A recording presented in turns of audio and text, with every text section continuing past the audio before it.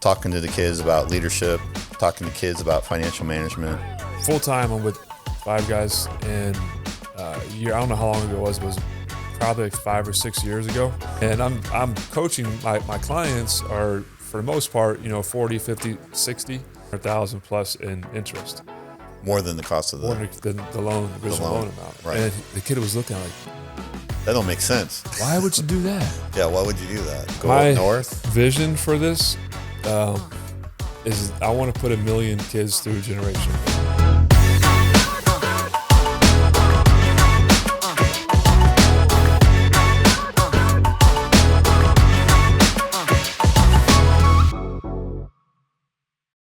So this is Vibe Your Vibe, and I've got Dan Huck with me with Generation Equip, and he's all about the leadership and financial, equipping the next generation to lead and live well. And I think the live well is kind of a little bit on the financial side. So I wanted to bring him on. I've done some work with doing I guess capturing kind of what you do and one of the things that you're doing. I don't know, and that's kind of why I wanted to bring you on, is to find out the whole picture, right? Mm-hmm. I got the picture of going out to the high schools, talking to the kids about leadership, talking to kids about financial management, and I think that's kind of the gist of those talks, and the idea is to kind of give them a little perspective of what they might not get in the classroom. Yeah. And so so this is kind of what this is about, to find out more about Generation Equip. But if you could maybe tell us a little bit about you and what kind of got you to do Generation Equip and create this movement that you're trying to impact younger lives. Sure. The backstory behind it. Yeah. So like full time, I'm with Five Guys, and I don't know how long ago it was probably like 5 or 6 years ago. We were just having a hard time with employees, just getting good employees, or you see some employees that maybe you think could do better. And so I was trying to think of, okay, so this is the current problem we have. What's the way to solve this? And at that time I thought, okay, we're going to try to get involved with the schools, get involved with the high schools and develop a leadership program so we can, help these kids do better, just in general. And if they work for us, that's this icing on the cake. That would be great. That's the bonus. That's the bonus, but that wasn't necessarily the motivation. The end goal was just so they can work for us, just to help them out. And if they do work for us, great. So I started out doing some things at some local high schools. I think Dwyer was the first high school in Palm Beach Gardens that I went into, and it went well. Did that for about a year or so, and then got a chance to go into Wellington High School, do kind of the same thing. And during this time, I became a financial coach, and so I'm starting to learn more about financial literacy, and I'm coaching, or maybe the lack thereof. The lack thereof, yeah. And I'm coaching my clients are, for the most part, 40, 50, 60, and I'm seeing all the things that they didn't get, that when they were in high school, and what's happened, as a result of that. And so my brain's going, and so now they're getting close. Retirement is on the horizon. It's not there yet, but it's there. It's there, and they're seeing clearly, I'm not ready. Right. And that's why they engaged with you. Yeah. Yeah. And they want to change their behaviors so they can start to either save money, get out of debt, and start to, build their wealth for retirement. And so as I'm working with these kids, I'm working with these adults also. And we also have our, all the employees at Five Guys. So I'm just thinking of a way to kind of blend it together to help the kids. And as I'm spending more time in schools, I'll ask the kids sometimes, like, who knows how to create a budget? And what got me was about 2 years ago, I was in a class, and I asked that question. These are all very good kids. They're seniors. They're in a leadership program. There's about 40 so kids in the class, And I asked that question, and I think maybe 2 or 3 kids raised their hands Out of 40. out of 40. That's not good. It's not good. These No. are seniors. Right. So they're about to go off into the real world, and they raised their hand or said, or the 37 did not raise their hand that they knew how to make a budget. So whether they're going to go right into the workforce or they're going to go into college, that's kind of an important thing Yeah. to understand and know what to do, right? It's just the basics. The basic stuff. Right. How to you earn a certain amount of money, and you can't spend more than you earn. And if you just invest just a little bit of money every month, from 22 to 60, you're going to have plenty of money, Right. For retirement. for retirement. But they don't know that. And 2, they don't know how to do it. And 3, they don't have the tools. If they did know how to do it, they don't have the tools to do it. So that moment kind of sparked me to think about, okay, I got to do something to help these kids. And I'm very passionate about financial literacy. I'm passionate about physical fitness, and I've also became a John Maxwell coach for leadership. Very passionate about that. So I wanted to blend those 3 together. That's where I got the live and lead well. So the live well is also involves physical fitness, but we haven't really been able to do too much with that at the schools yet. But I would like to work that That's in good more. to know. That's good to know. Yeah, there's a lot of literacy around just eating. I've gone through my own little journey recently and having to basically remove sugar from my diet. It's not easy to intentionally remove sugar from your diet, right? Right. And imagine someone that's not even aware of their fitness and their diet and their overall health, not even understanding the role of sugar and how it plays havoc on your body. Mm-hmm. It's in everything. It's in everything. Because I've tried to remove it too, like at least the added sugars. Right, the added sugars. Like I'm going to go get almond milk, or I'm going to go get oat milk, right? Yeah, and I'm eating healthy. I'm not eating Right. bovine milk, and yet there's added sugars in most of those. Yeah, it's in everything. So you go pick up a jar of spaghetti sauce. That's the best example I like. Yeah. Spaghetti sauce. Right. Like, do you sprinkle sugar on your spaghetti when you get it? Yeah, there's not much you can pick up at the grocery store that doesn't have some added So sugar. there's definitely some opportunity for you to grow into that area as well. Yeah, there's more there. But I've kind And of then the physical fitness side. Yeah. Yeah, because to speak to what you're talking about is, as people get older, my wife just shared a Instagram with me of a 100-year-old woman that can do a 6-minute plank. Oh wow. Well, guess what? She didn't start yesterday. Yeah. Right? Wow. I can't do 6-minute plank. Can you? No. I did a plank. What's today? Thursday. I did one Tuesday, and I did a minute, but it wasn't easy. No. Yeah. I can do a minute. I can probably do a minute and a half, but yeah. 6 minutes is pretty good. 6 minutes is crazy. Like I can do a minute side plank.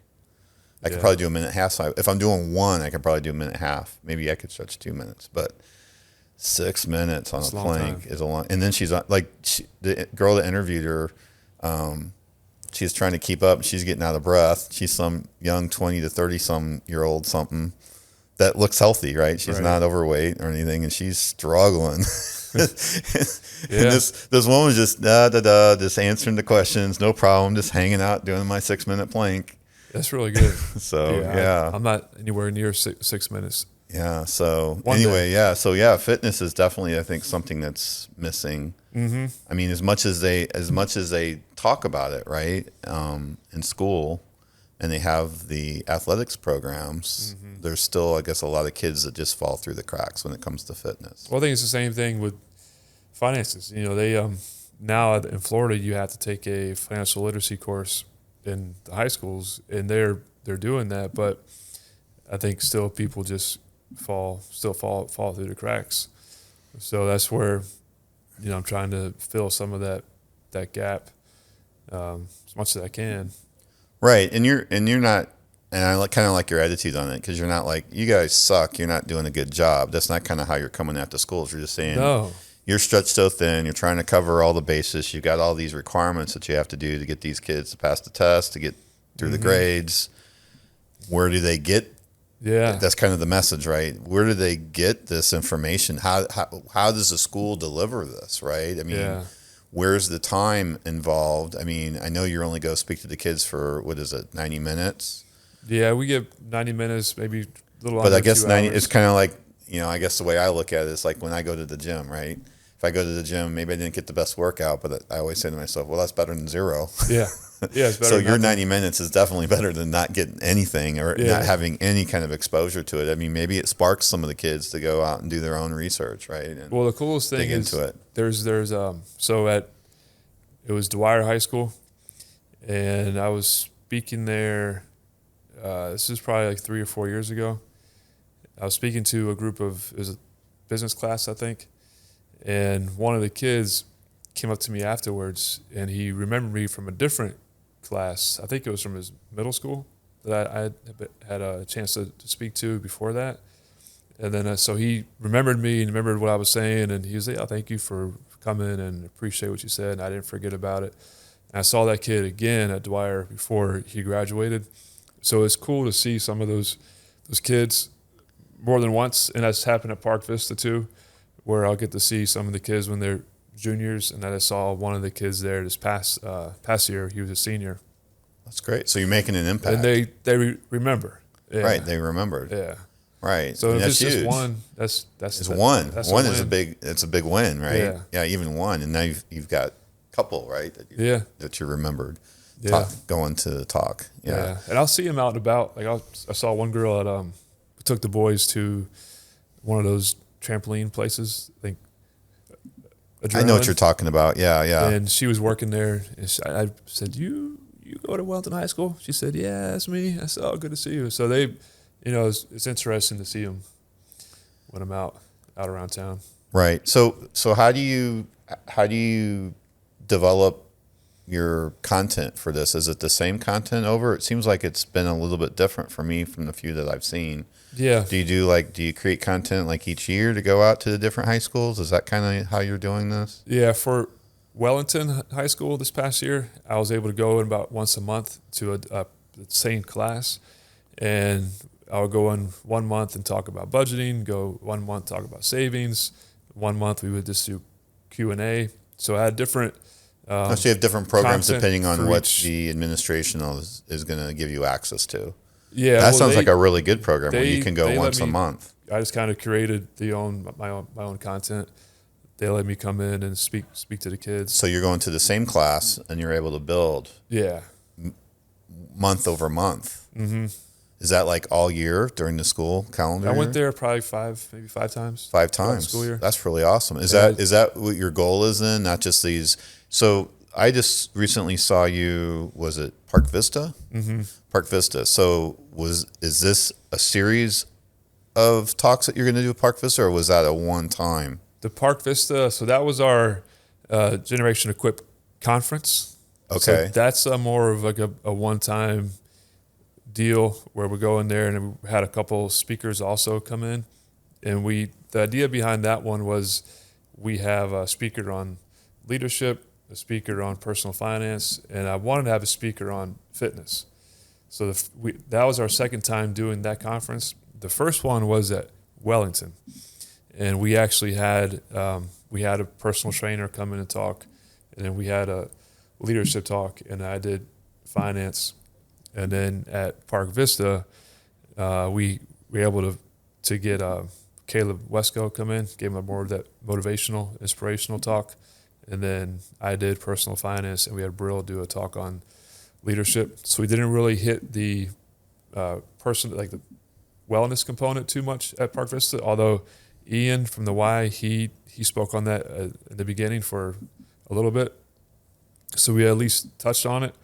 But the idea behind the conference is to get those three components in front of the kids in that one day. In one day. Yeah. Okay. So And you got then- a couple things that you're doing with the Generation Equip. Yeah. A Generation Equip conference, and then you've got where you're meeting monthly, covering multiple different topics Yeah. Yeah. I'll go to with the same school class, with once the a month. same, Yeah. I guess, 30, 40 kids or something. Yeah. When you say class, is it are you targeting a specific class at the schools, or like what do you mean by class? So this past year, for example, it was just the same. They put it out to the teachers and to see who wanted to have me come speak. So one of the teachers said, "Yeah, we'll love to have him." So I went to her class. It was 3 of her classes. I would go for 3 different periods. Okay. Once a month about that, and I got each of those classes once a month for about, I think it was like five times. 5 visits. Class. That's great. Then I got to speak to, there's a lady who she's the financial literacy like lead in the school. Oh, I didn't realize that. So is that at the school district level That's or at the at school, the school level? At the school level, there's a financial literacy. Yeah, because they have to teach financial literacy now in the high schools. Okay. So I went into her class towards the end of the year and got to speak to some of her kids. And next year, I'm gonna work with her at Wellington to try to speak to all of her kids. How did you feel like your content landed with them, since they've already had a little bit of financial literacy? Do you feel like there's definitely some gaps there? Well, I think the content that I hit, I think it does hit on them. I mean, there's always some gaps. They cover a lot of things throughout the year. I'm trying to primarily right now focus on budgeting. Get the kids to understand why it's important to have a budget, because it sounds boring. Right. Right? Oh, I got to do a budget. That's boring. Who wants to do a budget? You know? Nobody wants to do a budget. Nobody wants to do a budget, right? Right. But I'm trying to get across to them that, okay, this is the one tool that you need for your financial wellness. And the point that I'll show them is, what do you guys do every single day? Every single day, what do you do in the morning? And I'll let them guess, and they brush your teeth. Right? You brush your teeth every single day, probably twice a day. Maybe more. Hopefully. Hopefully twice a day, right? Right. So you brush your teeth because you want your teeth to be clean. You want to have good oral hygiene. You want to be able to kiss your boyfriend, your girlfriend. Well, I was going to say you want to keep them. You want to keep your teeth. That might be a good line for you, that's right? That's a good reason You want to keep your money. Yeah. And you can spend a boatload of money on the dentist, right, as you get older. But so you want to have clean teeth. And the tool you need for that is what? Now I'll let them guess a little bit. The toothbrush, right? So your toothbrush is the tool you need to have your good oral hygiene, right? So to have good financial wellness, the tool you need is your budget. So that the habit is actually doing the budget, but the tool is your budget. That's what you need for that financial wellness. So it's just like you brush your teeth every day. You should be checking your budget every day. Checking your budget every day. It should be the same thing. Right now I have kids that are 11, 9, and 4, and we teach every day. I ask my daughter, "Did you brush your teeth? Did you brush your teeth? Did you brush your teeth?" You know, and finally she's at the point where I don't have to ask her anymore. But we build it into them at a young age. Yeah, we're not. My wife had that too. She said, I forgot what it was. I know. So she'd wake up in the morning and see her father, and she would say, "Good morning, yes." Yeah, for her teeth brush. Because he would ask, "Good morning, did you brush your teeth?" And she's like, "Yes." So she'd say, "Good morning, yes." Yeah, but we don't get that with. We don't get that repetition and the thing. Yeah, most parents aren't equipped for that either, to teach the kids at a young age. Yeah, because most of them maybe didn't even know how to do it, or they don't do it. Right. And I'll show them some stats too about, percent of Americans that live paycheck to paycheck, and what does that mean when you live paycheck to paycheck. And I'll show them some stats about millionaires to tell them that you can pretty much anybody can become a millionaire in the United States if you start early and you live within your means. Sure. And we'll go over like an investment calculator so they can see how little it actually does take to get to $1 million. If you invest $200 a month at age from 22 to 60 and you get a 10% rate of return, you're going to have $1 million. Right. $200 a month. And I bet you a lot of these kids spend $200 a month on DoorDash or Uber or a pair of shoes. Yeah. Yeah. They're not spending their money, but right. But they're spending, because they're all like dollars. Some of them have their own cars, even maybe. Some have their cars, and I'll give them a hard time about that too. Like, who has a Dodge Charger? Yeah, are there kids that have Dodge Charger? Oh, really? Yeah. Well, at least one kid did. Wow. But he was working, so he actually Still, had- but he's putting had all some his money into that all his car. money to a Dodge Charger. Right. Yeah. So just to get them to think about where their money's going, Right. and you don't have to have the I know. cool car. My son's driving a Subaru, and it was a gift to him. And he's like, I don't know if I'm ever going to drive another car because it's paid off. Yeah, He's going to drive the wheels off of that sucker. yeah. That's what my dad taught us all the same. He had always had cars that were We've already put one engine in. yeah. But you can, actually, it's probably a good thing, right? Because he learned that, the engine, I think, was like $3,000. Mm-hmm. Well, if the car's paid off, and you spend $3,000 to get a new engine and you're still driving it, that's a lot cheaper than going and getting a new car. Yeah, A lot cheaper. yeah. I'll take that deal. Yeah, most people would maybe want to go trade it Mm-hmm. to get something different rather than go and repair it. Right. So it helps to have a good mechanic that you can go to, though, on Yeah. these cars. I mean, you couldn't go to the dealer and get it done for that. They'd probably No, want about dealer 4 or 5 times Try to that. get you to buy a new car. Well, because they're going to charge. They'd almost charge you enough to put a new engine in. Mm-hmm. You might as well get a new car, right? Right. But I think that's by design. Yeah. They got it worked out pretty good. Yeah, but okay. Yeah. So the financial literacy is, I think you really got that dialed in pretty well. I'm working on it. I'm always trying to, refine it and make it better. I'll look at when I speak to the kids, when I can see when they're paying attention Mm-hmm. and what gets their attention. And I try to because I was just speaking to 6th graders last few weeks at Independence Middle School. Okay. And it's actually, I kind of like speaking to these middle school kids because they're still sponges. They're paying attention. And the high school kids do as well, but these middle school kids were really good. But when they see, like this one kid, I was showing them a mortgage payoff calculator. And we had an example of if you took out a loan for $500,000, How much do you actually pay for the house? how much you paying? It's over $1 million. Yeah, I was going to say like was it like $1.5 million, something like that, right? It's like with the example we had, it was about 1.1. 1.1. So 600,000 plus in interest, More than the cost of more the. than the loan, the original loan, loan amount. right. And the kid was looking like, That don't make sense. why would you do that? Yeah, why would you do that? And I said, well, people take out a mortgage, which is fine, but if you can maybe put more onto it. So we looked at, okay, what if you were going over needs and wants? What if you didn't go buy the coffee that costs the Frappuccino Babalino that costs $8 Right. every day, and you put that extra $100 a month towards the mortgage? You take this much off the interest. Yeah, 20 days times And then- $5. Right. $100. The pizza. Instead of buying a pizza twice a Right. month, you get it once a month. And you take that off. So that was a good discussion about needs and wants with the kids. They can see how much it may affect you. But I'll look at what grabs their attention. And that definitely grabbed their attention. The mortgage. The mortgage example. with the interest. They're like, I'm gonna Pay pay the more bank. more than the cost of the house to the Yeah. bank to own the house. Yeah. Yeah. Yeah. So What about leadership? What kind of topics have you felt like really grabbed the attention?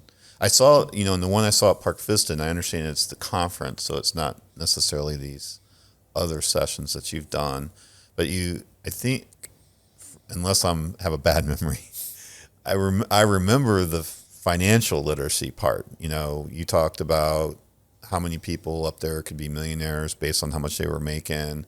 And then basically it doesn't matter how much you're making, you can get $1 million. I think they were kind of paying attention to that, right?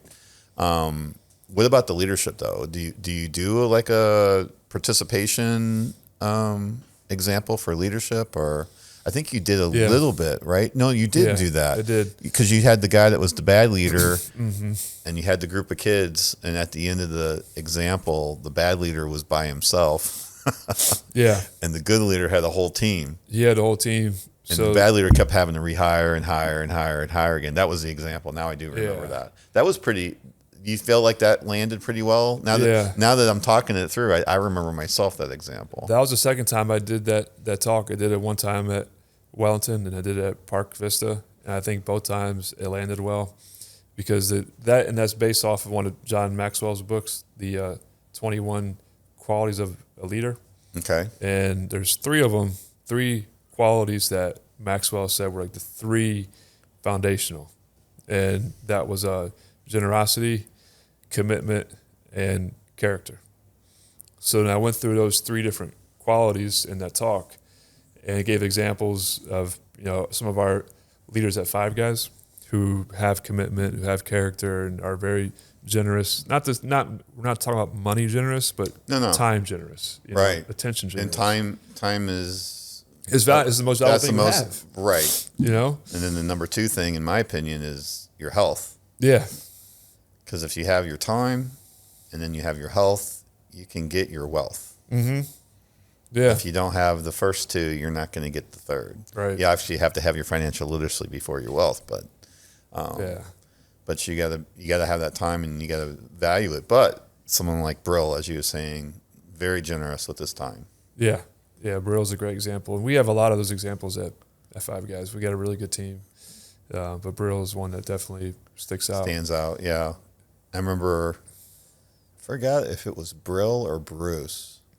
I remember Mike talking about someone that was working for you guys, fairly new hire, and he was like, I can do just as good a job as Brill or Bruce. Why can't you give me that job? Mm-hmm. I forgot what Mike said. What was it? Something like to the effect of, yeah, but have I called you in the middle of the night and needed you to go do this? And then I go, I've not done that once with these guys. I've done this multiple times, and they always show up. Mm-hmm. They never say no. Yeah, they always try to make it happen. So I feel like that's kind of, I don't know how you get to that point, proving your character. Mm-hmm. Well, I think that is the character part. I think is just working on yourself. Mm-hmm. Trying to get better, like adding value to yourself. Well, actually, that's another example I remember from your conference. Is you talked about how many books you read. Mm-hmm. Yeah, so I think that was something else you had mentioned. And that was one of the stats for the millionaires. The average in the study that was done, on average, millionaires read one book a month. Really? So it's not. I mean, when you think about it, it's not a really heavy ask to read a book a month. Especially, I know you and I read a lot. We were talking about financial literacy, and then we were moving into maybe the leadership example that you did. So is that kind of what I was curious with, because you do these, what would you call it, like a participation, some sort of a exercise maybe. I feel like you think that's something that's maybe missing from the school, that they're not doing stuff like that, because it seems like a lot of the kids were reluctant to go get up on stage, but then there are a lot of kids that were more than willing to go get up on stage. I mean, there's quite a few kids that were willing to do that. Yeah. I think that kind of helps it be a little bit more interesting, the fact that they're getting up there and, am I going to be the leader that wins and gets the team, or am I going to be the leader standing by myself at the end? And they don't know, right? They have no idea. So the exercises. So do you have you thought about what because one of the other ones you was wanting to talk about is health and wellness. Mm-hmm. Have you thought about like a little skit without, maybe you don't want to give too much away if anybody's watching this, but have you got some skits in mind or some talks that you were going to do for the health and wellness, or you just haven't had the opportunity to do that yet? For health and wellness, no, I don't have anything in mind right now, because that's where I wanted to bring in the other speakers for someone else to hit on that. Because you're the leadership and you're the finance, and maybe I guess maybe Ian could help being at the Y. I could do it, because I am a certified personal trainer. Oh, you're a certified personal trainer too. I am. I've been one for a long time. I don't practice it, but you don't have any clients. I don't have any clients. I haven't tried to get any clients, but I have it, and I'm active. I run all that stuff. So I could give a talk about staying active, but I'd rather have someone who's like, actually practicing in that field to come in. Right. It's more actually, the real estate guy you had seemed like he was pretty into the fitness. Yeah, I think he was doing MMA, which I had no idea, but he does MMA too. Right. I So think he said he that's does pretty cold cool. plunges and Yeah. sauna and Yeah. Yeah. obviously he has he must have his diet dialed in because he looks really Mm-hmm. fit. I mean, you can be skinny fat, right? But he didn't look like one of those guys. He looked No, I like don't he think so. was, Yeah. I think Yeah. he's doing MMA and he's getting in the ring with folks. He's even if he's playing around with it, he's in shape. it's actually not something you play around with. No. You need to be in shape. And that's something I would like to. So my dad, I'm not sure how much I've told you, but he had leukemia. No, I didn't know And that. then he went into remission. When he got it, he was maybe 73, 74 when he got leukemia. And then he had chemo. And the doctors, at that age, they're not like, oh, you need to take chemo because you're going to be great. But it was a high risk for him. If he took chemo, it wasn't guaranteed. Could kill him. Yeah, it could kill him. So it was very risky. Because they basically, it's my understanding with chemo, you can tell me if I'm wrong, you probably know a lot more than I know about, but it's my understanding is that they basically take you to the brink of death to kill the cancer. Yeah, they wipe you out. And then they bring you back. Yeah, they because they you become out. super susceptible to infection and illness, flu, colds, and all that kind of. They got to be, super vigilant about not getting sick, right? Taking every precaution they can. So it was very risky, especially at that age. At that age, right? And he did it, and the doctors at that time said, one of the reasons why you made it through is because you're in shape and you practice fitness. And then his cancer came back. So at that point, he was maybe a year later or so, and then he got a bone marrow transplant. And again, at his age at that time, he's 80 now, so I was almost 6. So he's probably 74 is when he had that. So again, high risk, 80 or 74 years old. You don't usually do a bone marrow transplant because they had to give him chemo again to wipe him out and then put in the new bone plasma. Mm-hmm. And he made it. And this is now almost 6 years ago.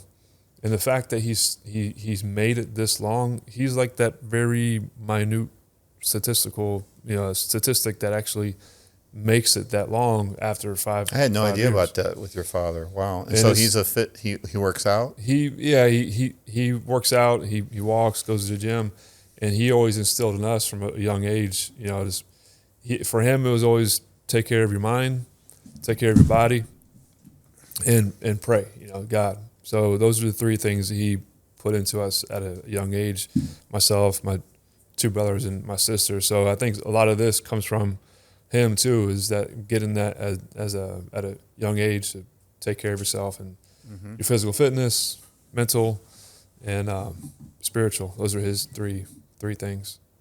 That's his recipe for longevity then. Yeah, and now he actually what's today? So again, Thursday. Last week, I got a call from my mom or my dad, and they both called. I missed the call. They said, "What time can we call you?" So when they say, "What time can you call you?" It's different. Right. Usually, it's just not whatever they call whenever. So they called. It was after 4:00, and probably like a week ago now, and they were on FaceTime, which again is kind of odd.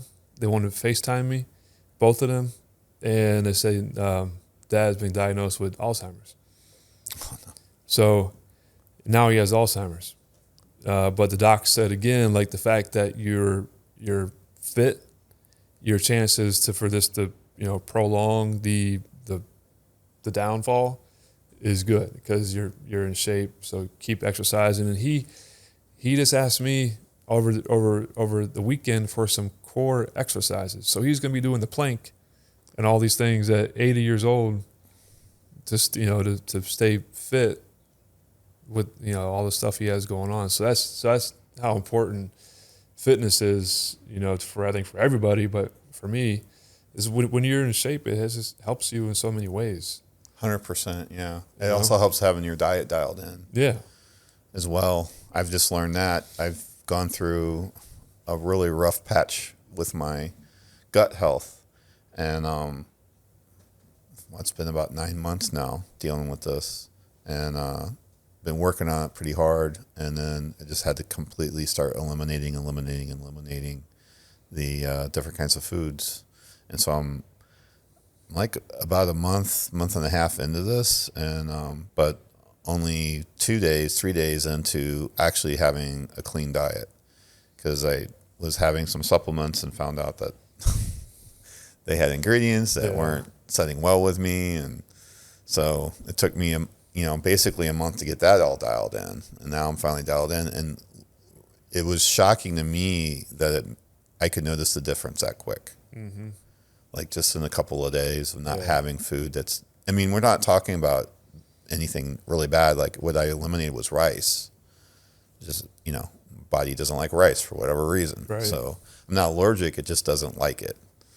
It doesn't process it as well as if I had quinoa, as an example. So it replaced rice with, luckily there's not that much that's not on the good list that I can, there's lots of replacements, right? Mm-hmm. So I think, what is it? I'm not supposed to have shrimp or lobster, but I can have oysters. So, I can have seafood, but I can have salmon. So it's just, trading one for the other. Right. But, so that's interesting that he's diving into this at such an old age, at 80. Mm-hmm. He's going to start working on so is that part of your regimen? Because I know you work out at home most of the time, I guess, or is it all the time? I do now. Yeah, it's at home all the time in my garage or a run. And so is a big part of your. So I hire a fitness trainer. Sometimes I scratch my head. I'm like, and don't get mad at me, Sam, for saying this. What am I paying this guy for? Because we're not doing a lot of weight stuff. It's mostly core exercises. Mm-hmm. And his belief, and I have to agree with him on that. His belief is that that's where it's at. Is the core exercises. Yeah. Is if you don't have a strong core, there's no point in working it. If you want to work on the other things, great, but you got to work on the core first. Mm-hmm. Core's first, and other things are like anything secondary. else, it's that foundation. So you would agree with that? Yeah. So your core strength is your foundation. Yeah. And your health. Yeah, like doing planks, doing push-ups, doing just body weight work. You can tell, because one of the things I learned when I was going through my test to become a personal trainer, it's one of the things I didn't forget, is posture. Yeah, my posture stinks. So you can, but it's all from your core. Like people have the palms inverted, or if their palms are out, it's because their chest is tight. Yeah, it's really tight. You're like or their this. back is tight. Well, especially because you're like this on the phone, right? Yeah, I never forgot that part of my training is the posture and the core. But you I had to open up my chest, and I had to open up my back, and I had to strengthen my back. I've been working on strengthening my back, because if your back's weak, that's part of the reason why the shoulders fall, is getting it. And then I've got to the point now that I almost have back pain if I do this. It bothers me. I almost have to force myself to do this, but I don't have the strength for it yet at the same time, right? It's frustrating not having, I forgot what he calls it. I have the curved back problem for poor posture. I'm not sure. So there's a name for it. Everybody has it that's looking at their phones. The whole world's going to have it. Right, exactly. So, one of the ways to alleviate that is strength training, particularly on your back, but then also the core, is having a strong core. And then I guess getting used to the pain of working out. I'm sore. When do we go work out? 2 days ago. I'm still sore from 2 days ago. That's good. My wife just started really working out, and she's been sore, but I'm so proud of her because she's doing it now. How often does she work out? Before, like, the last couple of weeks, barely ever. Oh, really? Yeah. She seems somewhat fit to me. She's still fit, but she's starting to actually like exercise. But the core is the key. And then the other thing that I know, Elena, my wife, works out like 5 days, 6 days a week. And the thing that I know she'll tell you is if she's sick or something and she takes like a week off, if there's anything that she's learned and she's teaching me, is like, you can't take a week off. There's no taking off a week. Yeah. There's no like, oh, I need a break from working out. It's not possible. The body regresses very quickly, and then you got to rebuild back up. And you're talking about your wife just started working out. So how does how many weeks in is she? Working out, she's probably 3 weeks or so. Does she go to the Y or at home? She's done both. She's done the Y and at home. Okay. Yeah. You should connect her with Elena. Yeah, I should. Elena likes doing the classes there. She does some classes there. Okay. Elena's really big. She likes her group classes at the Y. Like she can never quit the Y. Well, I mean, we were both on the board. That's how we met, right? And so it's the community. It's not a gym. Right. Not really. Right. I mean, it is a gym, but it's a lot. That's not really what the draw is for the Y, to go to the Y. And like everybody in the yoga class, everybody knows everybody in the yoga class, and the other classes that she goes to, they all, I think, what is the name of the classes she has? I can't think of it. She does one that's usually out on the patio, on that covered patio part. The boot camp? It's not, I don't know if it's really a boot camp. I think it's something else. And she's got one she calls Tabata. Okay. Then there's one with the bar class, talking about older age people that are in shape. So we've got our Y friends, right? We have a Y friend has a mother who's 80 something. I think she's like 88. Wow. Like up there, not 80, 80, like closer to 90 than she is to 80. And she does, I think, almost the same weight as Elena does in that freaking class. It's like a bar class, and you're having to lift it up, and she's 88. Dang. Yep, but she's been doing it. Right. You know, she didn't start yesterday. Well, there was a guy I met years ago. He was a World War II vet. I met him at a race. So whenever I see a World War II vet, I always go to him and say hi and thank you for the service. I'll ask him, where'd you serve? Because my grandfather was in World War II. And we'll talk for a second, maybe take a picture. So this particular guy, I saw where it was his birthday. He turned 100. Somebody at the Y, who I received her email that he turned 100. So I say, can I call him? So she gave me his number. So she said, here's his number. When you call him, he'll answer and he'll pause to make sure you're not a spam Recording. call or trying to do anything crazy. So I called him. Sure enough, there's a little pause. And I said, hey, this is Dan Huck. We met at the race a couple years ago. Friend at the Y told me to give you a call for your birthday. He said, oh, okay, thanks. So we start to talk for a while, and he's 100 years old. And so I asked him, like, how have you maintained your 100 years old and still active? He wasn't like running or anything, but he's still active. And two of the things he said, every morning he had a kiwi for breakfast, or that was part of his breakfast. And then he also, when I was talking to him, he was on his bike, like a stationary bike, in his apartment. So here's this guy 100 years old, and he's on his bike. So this goes to show you the fitness component, and that was really right. Like there was a documentary, was it called like Blue Zones or something? You ever seen that one? No. It's about all these centurions, right? And like, what are they doing? What's different about these? And these blue zones actually keep shrinking and shrinking, and basically they're getting that fitness through everyday life. Like I remember this one woman they were talking about and following her around. She has a garden.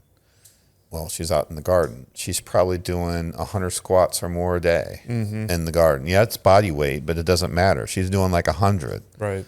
Have you done 10? Right. Just body weight. Just to see, I don't know if you've done.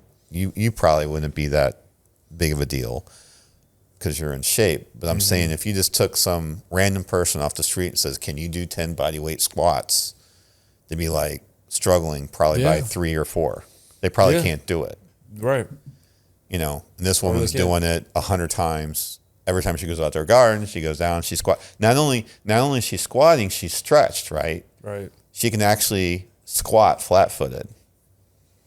You know? So, I mean, and she does, that was just one example of something that she does. They have community was another one. Is they have a big community. So all of these centurions have some sort of community, whether it's family or friends or whatever it is.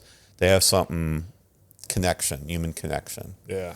And this guy that I was talking to, Gene was his name, he had that running community. Okay. So that was he has a community. Right. So he had the community. He was part of I met him at a West Boynton Roadrunners event. So he was part of that community. And I think that's probably one of the things that helped them, stay alive for so Right. long. Interesting. Yeah. Maybe that's the next component you can add to your Generation Equip Community. is a community. Yeah. Maybe it could be a podcast show. There you go. Yeah. Yeah. Maybe. So yeah, I know Elena really likes to work out. That's one of the things that she's just adamant about, and we might get in a little bit of a testy argument when I've got something I'm wanting her to do, and she's like, I got to go to the Y. And like last night, we ran into a little bit of thing. Christian, our son, just graduated high school, and we wanted to get high school pictures, but Elena and me both, we needed to go to yoga. Yeah. So, and it wasn't like you can skip. I mean, I've skipped yoga before. I skipped Monday because I had a photo shoot and stuff. But after the photo shoot and my back's bothering me, I needed to go. It wasn't a want or desire. It's just you get used to doing the yoga. And do you do any stretching or yoga or meditation or anything like that as part of your fitness? More so stretching. I haven't done yoga yet. I'd like to try it, but I haven't done it. Now, just be careful with the net over there at the Y. Yeah. You heard about her? No. Oh, yeah. Better be on time. Oh. You won't have to worry about that. She'll kick you out. Won't let you come in. No, she won't. Yeah. People get. That's good. They make complaints about her because if you're late. Well, truly, she's in a community class. It's a public class. I get where she's coming from. And some people make fun of her warm-ups because they're not like your typical warm-up. But the point is, it's a warm-up for her, and it's a warm-up for her class. And if you miss the warm-up, you shouldn't do the class because you need to do the whole class, not just half of the class or 3/4. And for her, the biggest important part is getting your mindset right and getting your breathing going on the beginning of the class so that you have your warm-up because she's like, just yoga etiquette. She's constantly having to educate everyone about yoga etiquette. So, but I mean, it's, she my only concern about Annette is that I think sometimes she lets it upset her too much. So that's not that she's doing it. I just think she should do it with a more of a calm mindset. Right. Versus letting it get her agitated. Yeah. So that's my only complaint with her. It's like I feel like she lets it get to her too much because the people really shouldn't come late. If you know anything about yoga, you shouldn't be late. No, I don't know. Yeah, I'm just saying if you do yoga, you don't show up late. That's like a big. You don't walk on other people's mats. There's probably a few other things, but yeah, those are some of the major etiquette things: is not coming in late and walking on other people's mats. I guess the other thing that she kind of complains about is not following the class. Like, if you're not going to follow the class, why are you there? Right. Because the other people that are newer are sometimes looking at the more seasoned participants in the class on what to do because they can't maybe necessarily, the lights are out and it's a little dark and you might not be able to see her and they're looking next to you and then you decide you're going to go do your own thing. And that's why she doesn't like that either. And I can see that. So she's got good reasons for the rules that she's got. It's just, some people just don't like following rules. And she's like, if you don't want to follow rules, you just go do your own yoga. Right. Do your own class. Do your own class. Yeah. Why are you here? So, yeah, she's probably one I don't know if I can get her convinced to come by and do a small talk, but it would probably be worthwhile. She's the one that got me hooked in with my doctor. That's getting me straightened out. So good. Yeah. Very nice. So what's next on the agenda for Generation Equip? Like, what do you think's going to happen? School year's kind of winding down. I know I've talked with you maybe about trying to do some outreach and getting more schools signed up. Yeah. Is this like your planning period during the summer, or do you still have things that you're doing? So next year, right now, I know we're going to do one conference at Wellington in January. Okay. Wellington High School. We've already talked to them.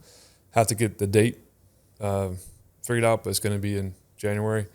Park Vista wants us to come back and do an event there. That's exciting. So I don't know when, but they want us. Right. They do want us. They to liked come it. back. They liked the results. What I'm looking for from both both schools is we got to fill up the auditorium. Because that we can probably serve in Park Vista in that auditorium. It probably seats at least 500. I would say, yeah, 300 to 500 at least. 500, yeah, probably more. something like that. And then the one we do in Wellington fits, I think, at least 200. But they also have another space that we could use if we had more. So both schools want to fill it up. Really? So that's next year. The goal will be to go back to both of those schools. They want us to come back, and we want to fill it up just so we can impact more kids. Right. Help more people. That's the idea. Are they becoming convinced that it's an impact to the students? Yeah. They are? Yeah. It's taking you a while, Everybody though. all the teachers that we've worked with and the faculty, they've been very happy with what we've done. Okay, great. There's not one. But I guess others are skeptical, right? Look at it as a play period or something, or being like the kids or the other teachers? That aren't like gung ho about having their classes participate, or they just don't know about it. I don't know. I'm not sure. I think they have to just work out getting the kids there. I think it's more of just getting logistics, the word out. Oh, getting the word out. And they have to sign permission slips sometimes. So there's a lot of what I'm learning. There's a lot of red tape in these schools. So it's not easy. I'll show up and you bring the kids. It's not that simple. It's not that simple. Okay. They've got to get permission and there's really no way slips for you to really help facilitate that because it's all internal. Yeah. Administrative work that has to happen. Yeah. So there's a lot of effort on their end, and everyone that I've worked with at both of those schools and Dwyer too, they're all amazing. Like they've helped out. They've been very supportive. They're trying to get me in there, and they have gotten me in there, and the whole team, and given us the space to use. So I wonder if we couldn't get like one of those teachers on with you and like a podcast and talk about it, and then we could create a small little reel that kind of showed some highlights from your talk. And I'm sure Dr. Lewis would. And then that way we could, that would be something then they could share to the other teachers. Dr. Lewis would do it. Dr. Lewis, where's she from? She's the one at Wellington. Oh, Wellington. Oh, she's the one that emceed? Mm-hmm. Okay. Yeah, she would do it 100%. I actually need to follow up with her anyway. Yeah.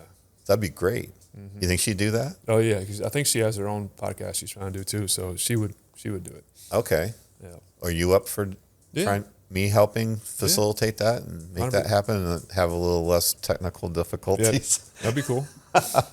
Yeah. I'd like to get less technical difficulties. But Dr. Lewis, that would be good. Yeah. You get what I'm saying? And then that way you could share that to other schools. I don't know. Yeah. You think that'd be something that would help? Yeah, I think it'd be great. Like how many of these can you actually commit to doing? That's the thing. At the school, like for now, Park Vista, Wellington is good. I think the schools that are close by, it's easier.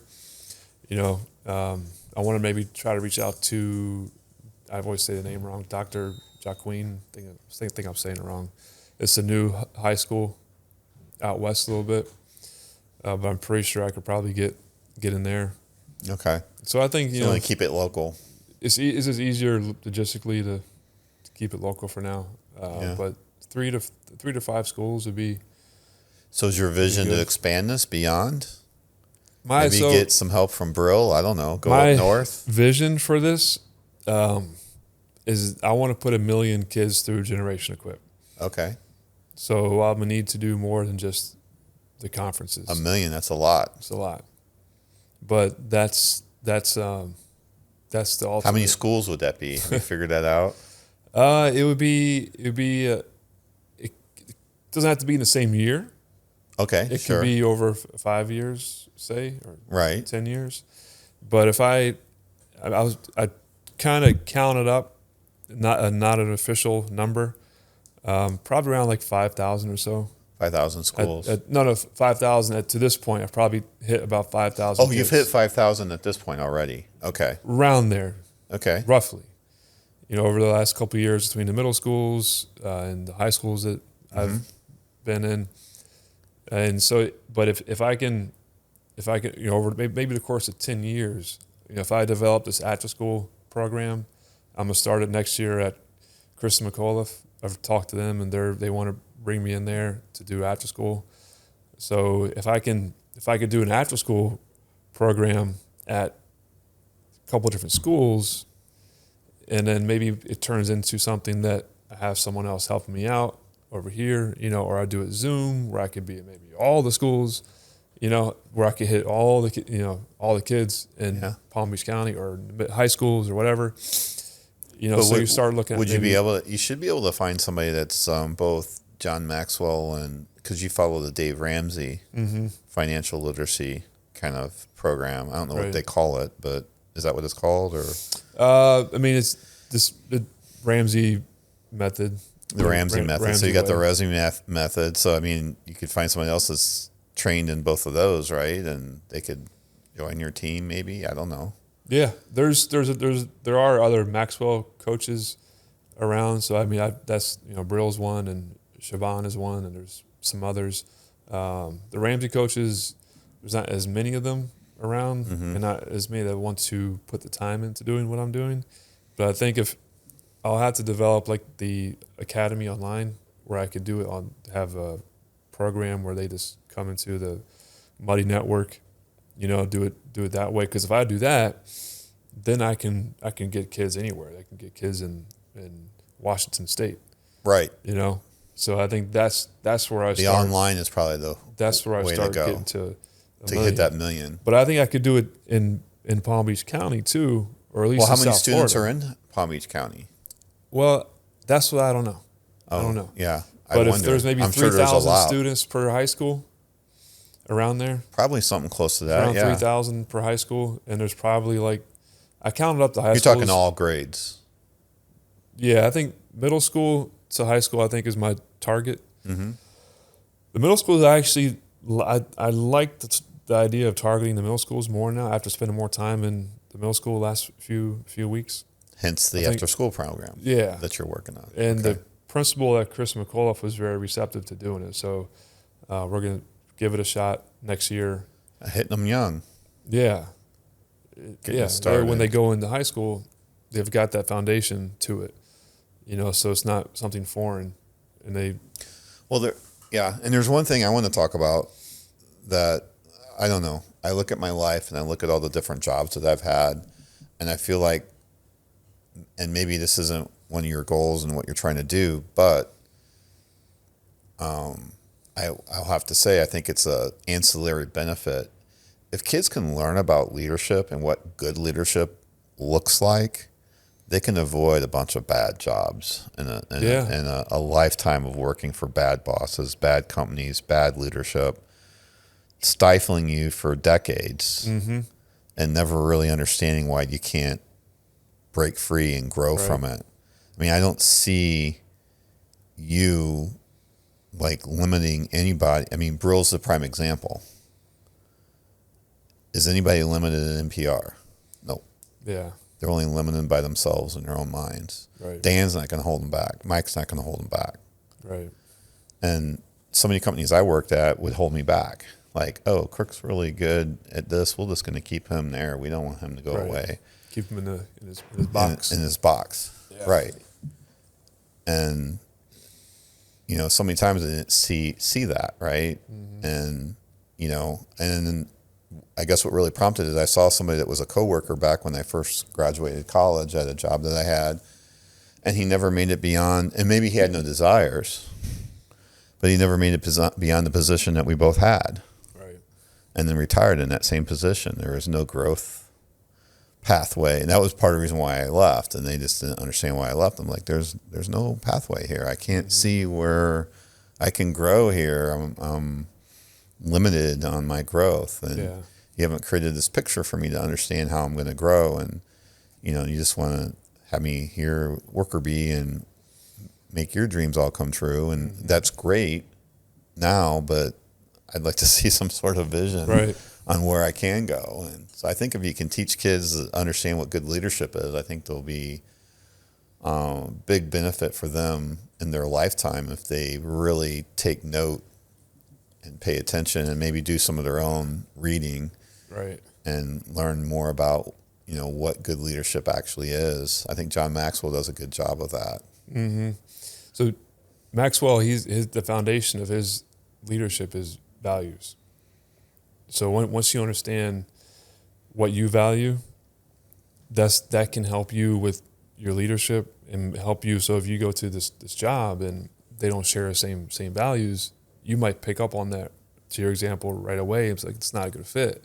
I'm not going to stay here and be pigeonholed in this place for that long. They don't share my same values, And then I think that you're tying into with your money. What I'll telling the kids a lot now, one of the foundations for your personal finance is also what you value, because you're going to spend your money on what you value. Mm-hmm. You can look at your bank statement for the last 30 days and you can see what you really value. And I think if podcast equipment, yeah, but it's true. Like that's what you value, right. And for a certain reason, that's important to you, So I think this may be a stretch, but I'm really starting to believe this now. If we can teach everybody values, and I think we can change the world that way, because the economy spins around where you spend your money, right? That's how the world moves. So if we start spending our money on the things that we value, and there's a good heart behind that, we're going to spend our money on things that are beneficial, not things that are just superficial or material. Right. Yeah, I got my Origin jeans on. Yeah, yeah, but because I value the fact they're sourced 100% U.S. made. Yeah, and they don't really cost that much more than the stuff coming from China. Right. $99. And I just bought a pair of Levi's not too long ago, and I think they were $65 or $70. I was shocked. Mm-hmm. So yeah, it's going to cost you maybe a little bit more.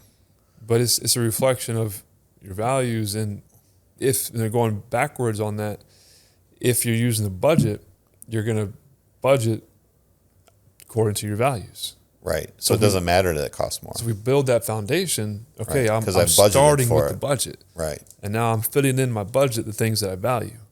Yeah. And I'm not going to spend money on I kind of doing that and not knowing it, because like I was looking at new stands. There's a company that makes them in the U.S. Mm-hmm. So I'll give you one guess which company I'm going with. Right. I'm going to go with the U.S. And do they cost more? Yeah. Mm-hmm. Are they better? Yeah. Are they that much better? Probably not. But yeah, I'm going to spend my money where my values are. That's an interesting concept.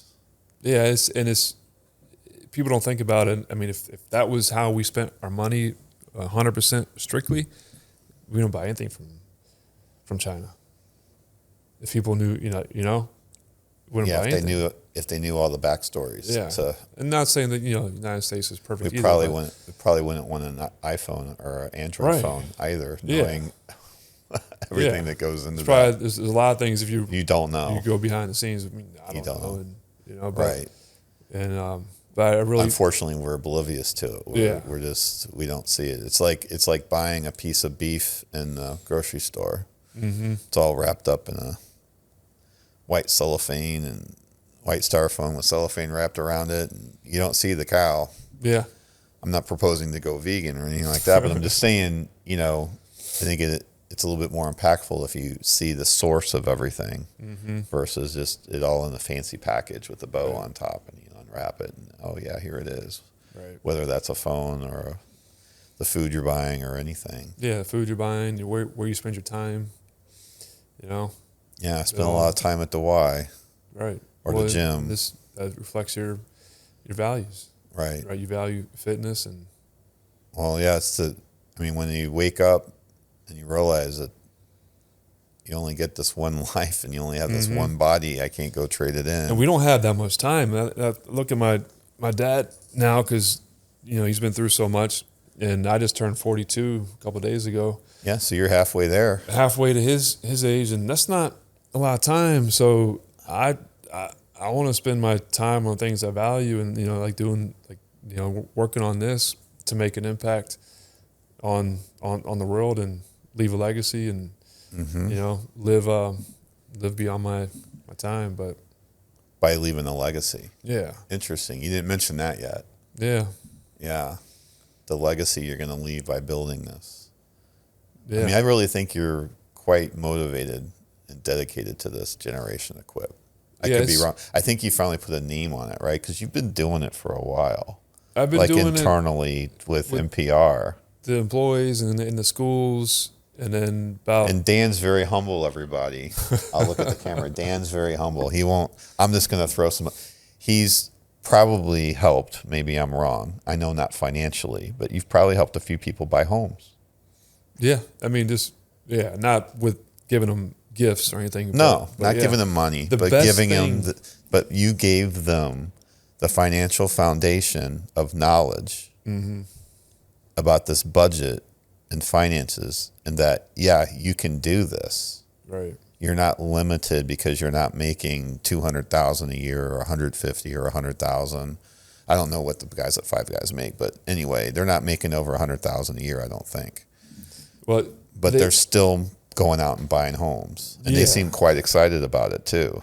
the best news I can get from our team at Five Guys is about to buy a house. And some of them did it before they came to Five Guys, but we've had many that have done it while they're at Five Guys. Bruce has a house. Marie has their own. She own just bought a house, actually close a couple to years here. ago. Yeah, not far away. A few years ago, she got a house, and I think she was already building her way before she came to Five Guys. Before Ken bought a house while he was with us. Kiki bought a home not far from here either. Since she's been with us. Josh. Actually, I think Kiki bought hers pretty recent too. Yeah, within this past year. Right. Within six months. And So she the was- hardest she was- time to get a home. She was renting previously. She's got a house. Right. Josh he's going to close, if it all goes through, he's going to close next week on his house. Wow. And Donnie has a home, but he had that before he got with us. I might be missing somebody, but all those leaders that work with us and they've bought homes, and how much we had to do with it, I don't know, but maybe a little bit, maybe not. But just the fact that they're getting houses, that's really cool. Right. I think so too. I think I got them all. And you're excited about it. Yeah, that's the best news you can get is buying a home. Right. Yeah. Yeah. Making an impact. Yeah. It's not just about making the dollars, but creating a leadership team that's spreading good leadership amongst the entire team at NPR. I mean, it's a great place to work. Oh, Brill. Forgot about Brill. Brill bought a house. Brill's got a house. Yeah. And now a business. Right? Is he an owner? No. I thought he was a partner or something. No. Not yet. Oh, not yet. Not yet. Yeah. Okay. That's his dream. Oh, that's his dream. That's to- where he's going next. Yeah. Okay. Yeah. Well, maybe that's in the next phase 2. Yeah. You never know. Yeah. So, well, so you don't have anybody yet that has risen to the level of ownership. Within Five Guys? Yeah. No. Or I should say NPR. No. No. Not yet. So it'll get there. Yeah. I mean, did you start out as an owner? No, I started out as a team member. So are you the first one then? Or was there somebody before you? No, besides the Tracy's, I'm the only one. Okay. Yeah. Yeah. So Well, Mike's a partner with Magoo's. so then 2. Yeah. So they got 2. Yeah. So there's 2. So there's a precedent. Mm-hmm. It's definitely possible. Right. Yeah. Because I mean, they want to expand, right? Yeah. Yeah. The goal is to keep growing. Keep growing. So you got Magoo's to expand. You could maybe open. You talking about doing the Five Guys right over here? Yeah, we're not. We talked about it. Talked about it. Not gonna happen. Doesn't happen. No. I guess that's a tough choice to pick a location because there's so much investment goes into it. Yeah, and that one here is right in the middle of 2 really good stores too, Boynton and Wellington. Oh, really? So it's too close. Yeah, we would feel it We in would Boynton. you would rob it. Maybe not in Wellington, but you'd feel it in Boynton. Are you? Because I'm interesting to see. I guess you have different criteria than Chick-fil-A. Because I saw there's a Chick-fil-A right at Military and Hypoluxo, Yeah. and there's one at Lantana and Jog. I mean, those are just Yeah, and the one in Boynton Beach Boulevard. There's two in Boynton Beach, West Boynton and they're so close together. BJ's. Yeah, I don't know their criteria. But it's a different model though, because you can only own, was it 3? I think it's two. Two or I think 3. 2 is the max for them. I think. You really don't even really own them though. Right. Not really. You're more, I guess, would you call it an operator? They call them the operator. The operator. So, so different model. Mm-hmm. But you would actually, you're serious. This one here was be close enough to Boynton that Boynton would lose sales. Mm-hmm. Interesting. Yep. You guys don't look at like the density of the population at all, the way it's growing around here, like all the new apartments over there at Lyons and Hypoluxo, and we got new apartments at Military and Hypoluxo, and Yeah, we did we can have five guys can run a study on the market and shoot out some numbers what they think it will do. And with their numbers, it was a decent store, but it's the biggest thing is the DSPs, your Ubers, your DoorDash, their bubble, their radius. it's a big overlay.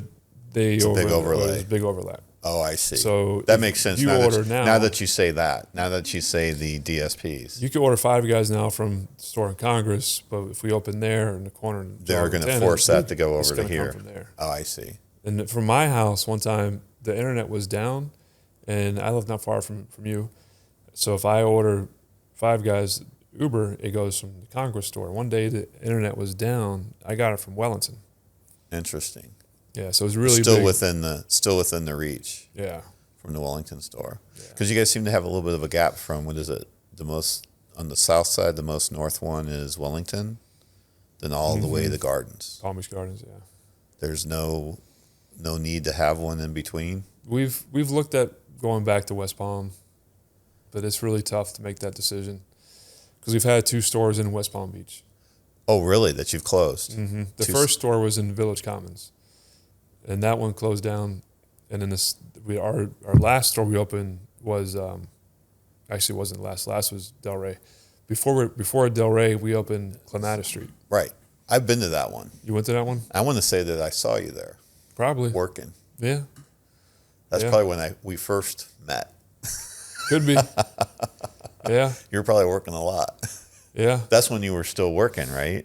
Well, I mean, not to stop working, but yeah, I was. Well, I mean, I'm sorry, I didn't mean it that way. But I mean, working actually at the counter, more taking so behind orders the line and stuff like at that. time. Yeah, you weren't That was behind like the scenes. 2014, 20. You're behind the scenes now. Yeah. Sorta. I'm still in the restaurants, but I'm not. And trust me, on the Dan line knows as how much. to cook still. I've seen him go. He'd hop right in there and start cooking. Yeah. Yeah. Haven't lost it at all. Haven't lost Like riding a bike. like riding a bike. Huh? Yeah. Yeah. Interesting. Hate to segue on there to Five Guys, but I was just thought there's definitely some wins with Five Guys. So definitely a win with you, a win with Mike, with UEs. I didn't realize. So I guess that's where I got confused. So it was Mike that moved up. Yeah. I mean, I know he's not the owner, but he's part of the ownership team, I guess I might say, of that UEs. Yeah. Yeah, which is cool, right? Mm-hmm. I think that's nice. Yeah. That he got to move up Yeah. to that level. So that's why he's there so much, I guess. Yeah. I see. Yeah. Yeah, because he's there quite a bit. Yeah. Well, he lives close to it. Oh, he lives close to it too. Okay, and Brill does too, right? Yeah. So I guess it all made sense for those guys. Yeah. Although Steven decided to move back to the Gardens. Mm-hmm. Last I talked to him. Yeah. Well, our second Magoo's should be in Jupiter, which is Oh, really? in that So that's happening. that area. It's like 95% yes. There's always a chance no, but I won't say yes until. So I'm just curious, and then I'm sorry, I'm always curious about things, and since I got you right here in front of you, so when you're looking at something like that, like how far out to the future do you look to, like population growth, or is that not even a factor? It has to have it right now, or Yeah, I mean, we haven't put like West Boynton's kind of a good example. There's been a lot of population growth in West Boynton since I've been here in Boynton. Been here in Boynton for 16 years, just in Boynton Beach. And West Boynton has grown a lot. Yeah, a lot. So we could have put a store in West Boynton waiting for the growth, but we're not going to do that. So Because it's still technically growing. it's still growing. And even Right. if we have a store It still there hasn't now, really hit capacity yet. yeah. And so I think for us, for our particular group, we'd want to go somewhere where it's ready to be served. We're not going to wait a couple of years. Because you're always going to rent. Yeah. Yeah. You guys don't own your locations. Right. That's not kind of your play. No, right. Okay. Interesting. Mm-hmm. So, all right, lots to learn there. So, so just roll back on this generation equip. This is your legacy. Am I? Yeah, no, it's yeah. I mean, this is what you it's wanted a big part of what you want your legacy to be. Yeah, I've always would like to help people. Mm-hmm. It's something my parents instilled it in me. Always help people growing up, and at Five Guys, I've always liked to help our team, and it's just kind of led to this right now, and I really enjoy it, because these kids are our future, and you can change the life with just a 30 minute talk or Right. presentation. You can get spark that interest in something or change direction, go one way or the other, and it makes you feel good. Yeah. I mean, you're not doing it to be selfish, just to feel good. But I mean, the point is it definitely. I'll just never forget. So, my trip to Hawaii in 2009, yeah, we're driving up Haleakala, and we see a woman riding a bicycle. Actually, we saw a person riding a bicycle. I didn't know it was a woman. And I look at her and I go, "Oh, that's a total land." I go, "That's a woman." And then I think I first said it was a girl. I go, "That's a girl riding that bike." And, we keep going back and forth as we pull over and sightsee, and then she's still riding up. I was like, I want to meet this girl. I go walk up to this girl. It's a 56-year-old grandmother. Oh, wow. That rode up Haleakala. It's like 11,000 foot climb, and it's all climb. Oh, geez. And I'm like at my heavier than I am now. I was like 280 pounds. I'm having trouble breathing. I'm at the top. It's 11,000 feet. I'm having, or 10 or 11,000 feet. It's up there. I'm having trouble breathing, and I can barely talk to her. I got her name. I got her email. And after that, I started riding my bike. And like, if I ever go back to Hawaii, I want to go do that. And so I stayed in touch with her, and I got into shape. That's part of the reason I got in the Y and training. And this is back in 2013 is when I started riding the bikes. And so we just happened to be stopping off at San Francisco on our way out to California. I don't know how it worked out. We stopped there. For whatever reason, I think Elena couldn't meet us there. She couldn't fly when we left, so she met us there after we were there for a couple of days, and then we left from there to Hawaii. And in the meantime, we got to meet up with Joyce, and her name was Joyce, and we got to have dinner. And she was just, I'll just never forget. She's like, I never thought I could ever be an inspiration to somebody. Oh, wow. And it just really touched her. Like, she thought, well, I'm not doing nothing. So I'm just letting you know, This comes from doing just, all she did was ride her bike up Haleakala. She had no intention of impacting anybody, right? But she impacted me. And I went over there and I did it. And I almost didn't. I got to the second highest visitor center, which was about 9,000 feet climb. Made it there. And I'm like, I'm done. I did it. Mm-hmm. And Elaine's like, you didn't do it. You got another 1,000 feet. You can't let Joyce down. You can't let your coaches down. You can't let yourself down. You need to go do this. And so I just, as my daughter Alexa would say, I dug deep and rallied on. There you go. And did the last 1,000 feet. But I just wanted to share that with you, is that I know you're impacting people. Mm-hmm. You've already told me you impacted too. It's probably far greater than that. Yeah, thank you. And it's just, it's an incredible selfless act to go out and do all of that. And I think you should just continue. That's my desire to help you, because I see what you're doing out there, and then the people that you're bringing in to the kids to even meet at your conference. I really thought it was great what you did with Regina, who's a person that doesn't want to publicly speak. Yeah. Who probably, given her role, desperately needs to publicly speak, right?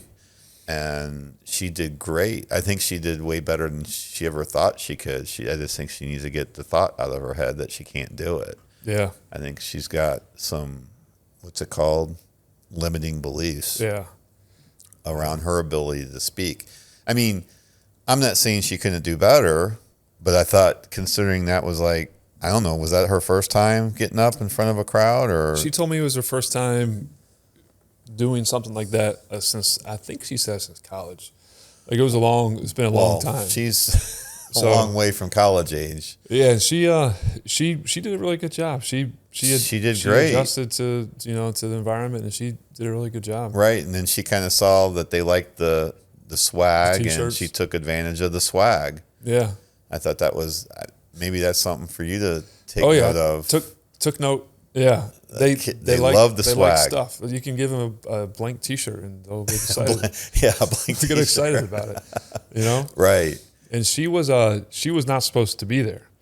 Like she was a fill-in. She was the last minute because Brill, we had to change the dates in the beginning. Okay. So when we changed the dates, Brill could only do one day. He couldn't do both. And then Caleb wasn't supposed to be there. We had a girl, Shaban, who did the first one in Wellington. She couldn't make it because of a medical issue. But she knew Caleb. So she asked Caleb if he could, she told him about it. And he was available on Thursday, or it was Wednesday. He was available, but not Thursday. And Brill couldn't do Thursday, so Thursday was going to be a lot of me. Right. And you don't want it to be all about Dan. No, they get bored. So I reached out to some people, and a friend of mine, Glenn, reached out to him, and he said, I think I found someone. He hooked me up with Regina, and she said, yeah, I'll do it. And she, a couple of days before, maybe 2 or 3 days before, she confirmed that she was gonna be there. But that goes, I think, to the point we made earlier about community.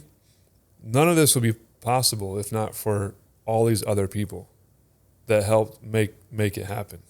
Sure. And that starts with Dr. Lewis over in Wellington, because she gave me the green light, the first place to even do it. Oh, really? That was your first place ever? I went to her and said, hey, can we just do a leadership conference? She's like, yeah. That was before you even had a name for it. Yeah.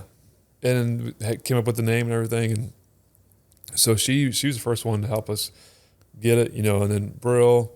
The first one was just Brill and I for the first one in Wellington. And then we had the panel with Marie on there. And who else? I think it was just Marie. It was Brill, myself, and Ian. And then, so the next one we expanded to get, I always get these mixed up now, Marie and Maria, and then JP, Caleb. Oh, Siobhan was the first one. Right. And Regina. So we brought in more people, and DJ, Jorge, he came from Ian. Ian knew him, so that's why I got his information. Yeah, I'm pretty sure they got all their headshots that we took. Yeah. Because I noticed Ian already, he uploaded it to LinkedIn. Oh, he did? Yeah, I was surprised. Yeah, but it's all, the community came together and helped make the event happen, and I think we can grow that. Well, yeah, and I think it'd be probably good for me to do this with all those people you just mentioned. That'd be cool. And talk about what they're doing in the community. I think Regina, I'm going to try to pick on Regina. Oh, and I don't want to forget this. Let's talk about that really quick, or if you got to run, we can pick it up on another time. So are those available online? No, you got to know Dan. No, these are 4 years ago or so. Why, here it is. No. Yeah, about four years ago, I was just thinking about a way to get across our culture more to our team at Five Guys. So I decided, I'll just give it a shot and write a little book.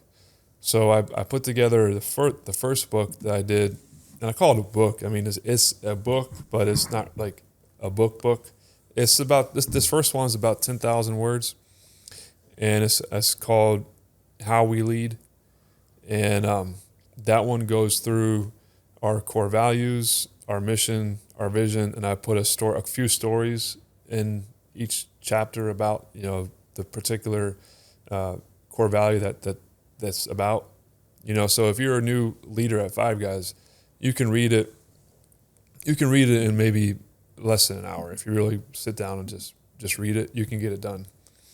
So it's quick in this large font, easy for them to read, that they can understand our culture. So all of our new leaders, as part of their training, they have to read that one.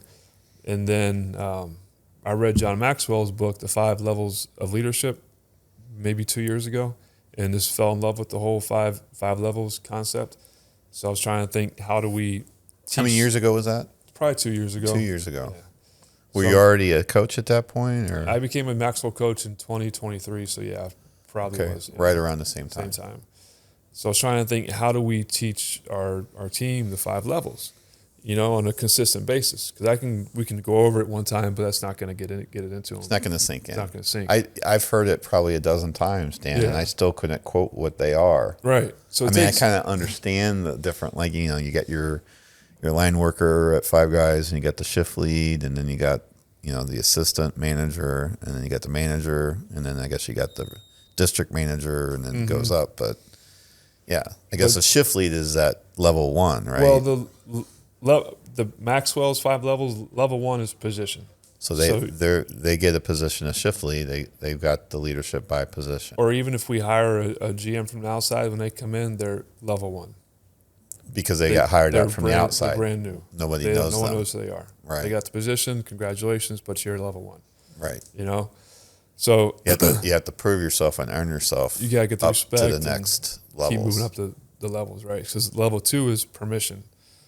That's when you got permission to lead, and if we can get all of our shift leaders at Five Guys to level 2, we would be killing it. We would have the best team. Just to get all of our shift leaders to level 2.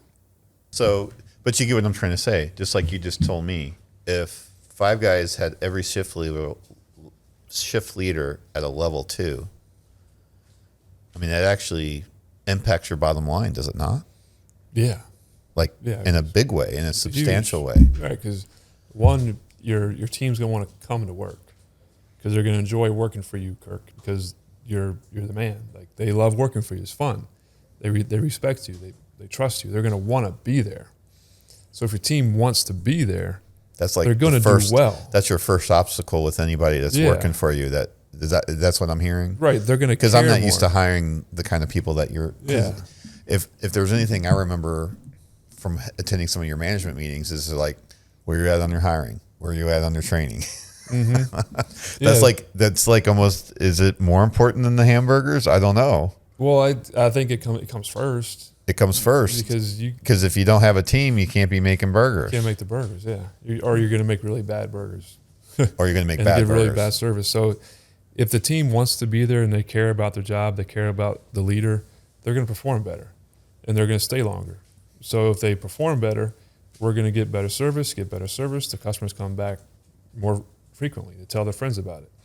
If they stay longer, we have higher retention. Labor costs over the course of the year are going to be down. Because they're taking less time to get training and. Well, you're not having to train new employees all the time. You've got the team in place and the same team's in place. There's always a little bit of a turnover, the bottom 3 or 4. But if you have most of your team together for a long time, and right now in our 8 stores, I want to say 3 or 4 of them have over 100% retention for the last 12 months. Really? Yeah. So for that kind of a business, that's really high. That's like crazy. That's like a triple plus score if you had to score them. Am I right? Yeah, because you always that's hear just the unheard of. Restaurants turnover so high. Right. Not for us. If you have good leadership. It's not that art. Which store is the one with the 12 months? Well, Wellington is over 100%.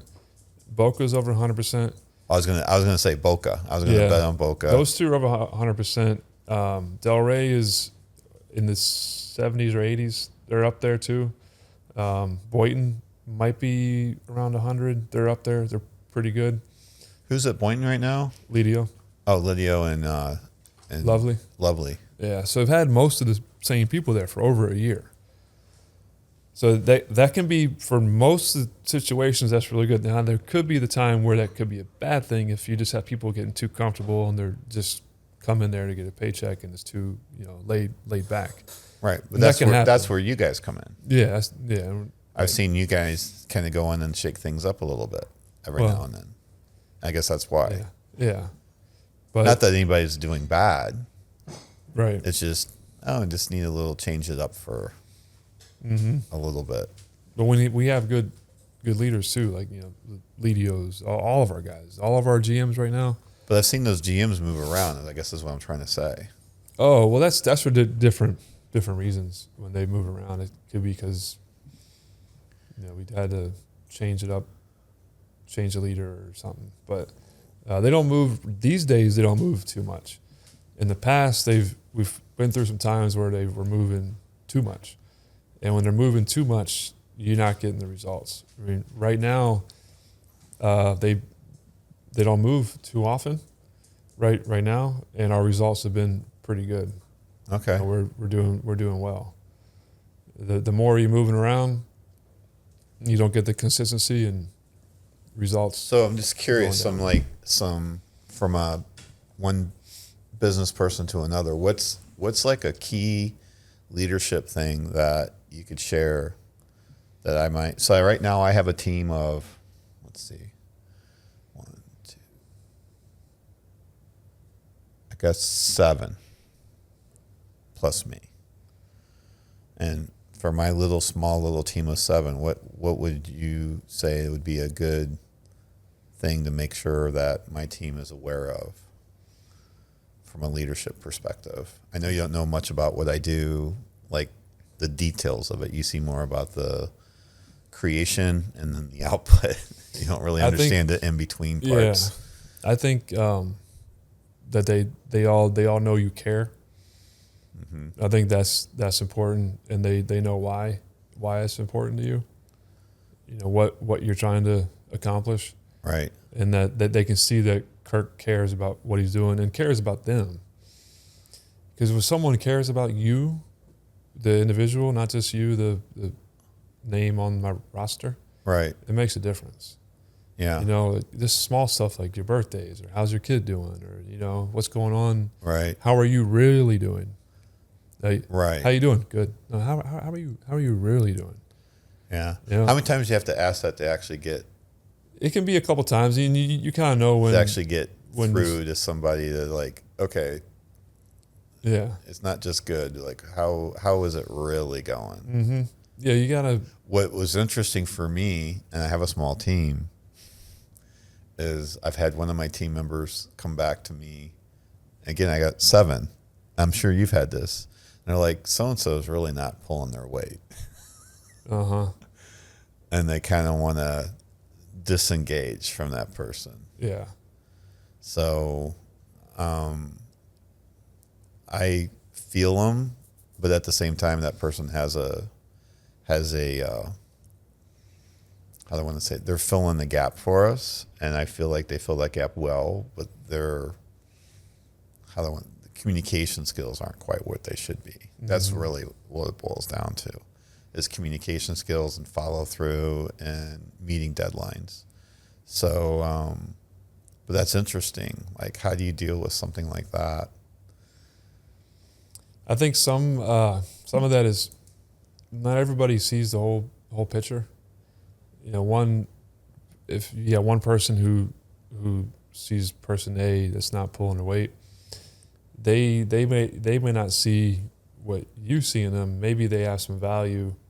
You're seeing the value in that person that they, from their perspective, don't see. Right, because they're missing deadlines and they don't communicate well. Yeah. And granted, those are some bad things, right? But I don't know. I was always impacted by, I'll mention his name, Robert English was a business owner. I did business with him and then eventually went to go work for him. And I remember hiring this girl to do some work for us. And she was initially hired to do programming work. And she just wasn't cutting it. And I told Robert I need to cut her. And basically looking for his approval on it. He's like, yeah, well, is she showing up to work? I'm like, yeah. Is she trying? I'm like, yeah. Well, is she showing up late? I'm like, no, she gets in on time. She leaving early? I'm like, no, she leaves on, she stays until she's supposed to leave. Well, is she taking long lunches? I'm like, no, she just takes an hour-long lunch. Well, is she doing anything to try to learn how to do what it? I go, well, yeah, she says she's taking some classes online, but I go, she's just not sticking with her. She really just doesn't have what it takes to do the programming. Mm-hmm. He's like, was there anything else she can do? I'm like, there probably is. She goes, well, the problem's you. I'm like, me? I kind of think about that book that you got me, Ryan Leake. What's it that sit on the other side of me? Yeah. And I was like, me? He goes, yeah, you. He goes, you know how hard it is to get somebody to show up on time, put in a full day's work, try, wants to do good. Maybe they're not doing what they need to do, but she's hitting the mark on multiple things there. And you're the leader. It's your job to figure out how to get her to the point of being productive. Yeah. Because she's showing up. She wants to be at work and she's trying. Mm-hmm. And I'm just curious your response to that. Like he was just saying, that's so hard to get. Those three things: showing up, wanting to be there, and trying. Yeah. And I guess you could term that maybe caring. She cared. Mm-hmm. Maybe for whatever reason, the programming part just didn't work with her brain, and she just couldn't do it. Yeah. But he goes, figure out a way to use this person because I just can't let somebody like that go. Yeah. No, I've seen that at Five Guys where you maybe it's an employee who might not be great at a certain station, but they're personable, they're showing up, they're not leaving early. That was this girl. Correct. That was this girl. Exactly. But they might be horrible at some station. Well, try them somewhere else before we get rid of them. Like try them a different station. Let's find a way to make them work because they're doing a good job. Like we want this kind of person working for us. Right. So. And you would have to agree, it's hard to find those kinds of people. This Robert had some insight, some wisdom there he was sharing with me at a young age. I mean, we had a guy, I'll never forget, an employee, he still works for us now. His name is Illinois. And oh, yeah, I know him. He started with us at Boca Five Guys in 2009 when it opened. And when he first started, I think he just came from Haiti, so he didn't speak too much English. He could just say, and I interviewed him, I said, can you say numbers? He could say numbers. So I'm thinking, okay, you can work fries, call out numbers and say, thank you. That's all you got to do, work fries. You can read numbers, call them out, thank you, have a good day. He could do that. So we were real busy at the time at Boca, and he wanted to work. He wasn't the best at the fry station. It wasn't the fastest yet, but he could cut potatoes really fast. And we were going through at that point between 20 to 30 bags of potatoes a day. So to cut 20 to 30 bags of 50-pound potatoes, I mean, and he would go through it and he would just knock them out, boom, boom, boom, boom, boom. And he wouldn't complain about it. He would do it. Over time, he became really good in the kitchen, but it took a while. But we found an area for him to work because we wanted that kind of person with that work ethic in the restaurant. And we were able to buy some time with him, and it worked out. He's done well. Where's he at now? Boynton. He's at Boynton now. Yeah. Okay. He was at Delray for a little bit, maybe. Yeah, he's been Boynton, Boca, Delray, a little bit of Wellington. Okay. Over the years. Yeah. Interesting. Yeah. So you figured it out, or somebody did. Because there's the values there. There are some people that don't have. You can tell, like maybe it's just not for them. Okay. Move on. But they're not going to have the care factor if it's not for them. Yeah. Yeah, right? You're going to see it. If you see someone carrying that's there 5 minutes early, waiting for you at the door, things like that, we gotta try to find a way to make Make it that work. person work. Yeah, I guess there's sometimes the cases where it just doesn't, but Yeah, there's always those. but you're just comes up, but that's your last resort. right. You got to do, like Robert told me, it's my problem. I need to make some better efforts, Yeah, not just give up so quickly. right. Yeah, I mean, he had a team of, I think when I started working with him, he had a team of around 80, and when I stopped, he had around the team, I think 150, 160. So when you have a team that large, having someone to show up that cares, like, how big is your team right now? If you looked at all 9 locations, 100. Well, this 5 guys, 120 hourly employees. Magoo's probably has 15, so 135 hourly. We've got roughly 16 salary managers. So about the same size. 150. Yeah, you're close to the same size he was when I quit. Yeah, so you see the same value that he saw. You get somebody showing up and caring. Yeah, it means That's a a lot. big step. Right. 'Cause Especially in the industry that we're in. right, I guess so. Yeah, You got someone that shows up and wants to get in the kitchen and get dirty, get greasy, and work hard and take care of the customers. That's valuable. So I'm curious, like, you're doing this generation equip, and I know it's probably not, the intent isn't there, but I'm just curious, does it help at all with your recruitment at all when you share that you're Yeah. with 5 guys? Actually, not every time, but often enough after an event, someone will say, "Hey, how do I apply?" Okay. And we've That's right now at Wellington, I know of one employee from Wellington High School he was not, I don't think he was at an event, but he's through contacts there. He's working there, but we have had some people at the events say, "How do I apply?" Right. So because people find out that you guys are a good place to work for, you understand leadership and you value the leadership Yeah. principles. And a lot of the kids are core too values. young still. Like a lot of the middle school Right. kids or even the freshmen, they're still a little too young, but they're asking, "What age can I start?" That's cool. So they're, That's a nice benefit. yeah. And that's I not, mean, again, it's not it's why not I'm doing I it, understand it's not. I said it. It's But not it's- intentional. That's not it's the intentional. a good benefit. That's yeah. not the intention of it all. But it's interesting. I mean, I guess from my perspective, is it's goes back to, it would be great to see that, having that knowledge when I first started the workforce of what a good place is versus a bad place. Right. And I think that's the win there, is if and for that matter, think of the impact that you're having across all the staff that does work for 5 guys, that actually gets to see and understand the leadership that exists there. I think we still have work to do to get across all the staff to really appreciate, what's there. But it's tough. It's a big investment for you guys in time. Yeah. Like, you spend a lot of time in meetings. So Yeah. it's a big effort, but you see the results though. You've got how many? 3 stores, 12 months, Yeah. 100% I know 2 for sure. I want to say Boynton's might be 3. are So, close, yeah. or are close. But we have, I think it's 5 that are over 50%. And what's again, the is really industry good. standard? I don't know, but it's not. I don't think It's it's not that. 50. It's under 50. High rotation. Because you always hear, like, you hear restaurant people, "Oh yeah, turnover so high, so high, so high."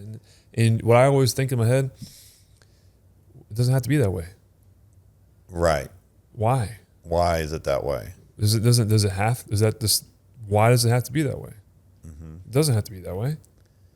There's a Henry Cloud. He's got a good book. We wrote a lot of books, but one of them is called it's Boundaries for Leaders. I think that's what it is. He says in that book, the results that you have, your culture, is either you create it or you allow it. Interesting. Right. So you either allow what you got or you create it. So I'd rather create what we have. And there's times when you see things that we are allowing that like we got to do better there, and that happens. Like there's things even right now that I want to do better at not allowing some things to happen, but you either allow it or you create it. And it's true. I would say, yeah, even in a bad scenario, you still create it. Yeah, whatever it is. I mean, I've known a few. I work in the IT part, and there's been several companies I've worked for where the CIO is still programming. How can you lead if you're sitting behind a computer programming still? Mm-hmm. Which is why you're in the role that you're in, right? You're not there. I mean, how effective could you be if you're in the kitchen cooking all the time or working the counter and taking orders? Yeah, it wouldn't be the same. It wouldn't be the same. It wouldn't be the same. I mean, I think I don't know, I'm sure you know this. When you step up and you walk into a shop and you start cooking or doing whatever and showing the crew that's there that you can do it, I think that's very impactful. Mm-hmm. You probably don't realize how impactful that is, but I think it's pretty impactful. Like, oh, damn, there's Dan. He's out cooking the bacon. What the hell? Even the customer, like when I was, even a few years ago, I was in the store, it was a lot more. And I'll maybe meet a customer and they'd ask me what my role is. I'll tell them, oh, you're in the restaurant? I'm like, yeah. And they're surprised that we're actually in the restaurant behind the line, cooking the burgers or cooking the fries. You know, it makes a difference. Right. To have. Well, it's part of good leadership. Yeah. Right. I mean, lead from the front. Mm-hmm. You know, so anyway, well, I think that's going to be a wrap today. I don't know what your timeline is, but that's a lot of great information to share. I didn't realize this was your I knew you're pretty passionate about it, but I guess I learned that it's on a even a bit deeper level than that. Yeah. Wanting to impact 1 million students. That's what do they call that? The big audacious BHAG. BHAG. big hairy audacious goal. Right. Yeah. Jim Collins, right? Yeah. Jim Collins. I think so. Yeah. I'm not sure. Yeah. So that's really cool. So yeah. Can I tell you where that came from real quick? Sure. So this goes back to the faith component. I still go to church every Sunday. Most Sundays, I miss occasionally, but my goal is to get to our church has a nice courtyard where it's called St. Peregrine Garden, and it's a nice little spot to go pray. So I will go there usually every day. I go once a day, pray for a few minutes, just real quick. I'll pray for the family, pray for our team, our leaders, clients, just anybody who I can think of that needs some prayers. And it's my time to kind of just be present with God. And in the beginning, my vision for this was I wanted to make $1 million through this. And I'm sitting there in that garden, and if you ever felt like God talked to you at that moment, God actually I felt like he talked to me and said, no, you're not gonna make $1 million through this. You got to put 1 million people through this. And I got goosebumps. I was like, oh my gosh, I don't know what that was, but that was pretty crazy. And I was like, oh my God, that's you hear about people saying you felt like God touched them or talked to them. And I said, this happened. So that whenever I'm feeling, tired or whatever, I think back to that, and that's my purpose is to put 1 million kids through this. Whether I make $1 million doing it, if I do, fantastic. But if I don't, I'll be okay. Probably okay anyway. Yeah. Yeah. So that's cool. Yeah. Interesting. I know. Yeah. So I got something sort of like that. Not quite the same, a little different. But I was, I told you I just separated myself from a customer that just really wasn't working out for us. And this was literally, I think, the next day. And I was very anxious over it. It was a big decision for me. And so I'm over at the gym. I'm on the Stairmaster getting warmed up for my workout, and I hear this song that I like. And so I go over there. I'm like, I wonder what that song is. And I was going to hold my camera up and take a picture of it. And I took a picture of it. Was going. The moment right before I hold my camera up and take a picture, the words of the song, which I don't know how relevant the entire song lyrics are, but the words that I heard was, my father said to me, don't worry, child. Wow. And this is the day after I was done. Yeah. With, my 2 weeks was up. I gave my 2 weeks notice, which is what our contract required. And I was just like, wow. Mm-hmm. If there was ever a doubt, it was kind of like, yeah, you made the right move. Right. You need to move forward. And then I met the guy last Monday, did the photo shoot there, which was just out of the blue. He wanted to rent a motorcycle. Ends up it's an actor that wanted to starting up a e-commerce business, and he's super excited about the work that I did. And then, he had a videographer and photographer, and the poor guy had, I don't know if it was a family friend or what, but Mike Christian is like 100 times the assistant that person was. I ended up stepping in. Oh, wow. The whole shoot was outside. And I was like, what's going on with Jorge, to the photographer? And I was like, he needs to be here helping you. I mean, I don't mind filling in. I mean, it's all good, but it's really his job. You're not paying me to be your assistant. And he's like, just back to your fitness thing. I mean, this kid's probably 20 something, I don't know, between 20 and 30. Mm-hmm. And the photographer said, oh, well, yeah, he's not used to being outside this much in the heat. I mean, it was hot, but I mean. Yeah. Come on.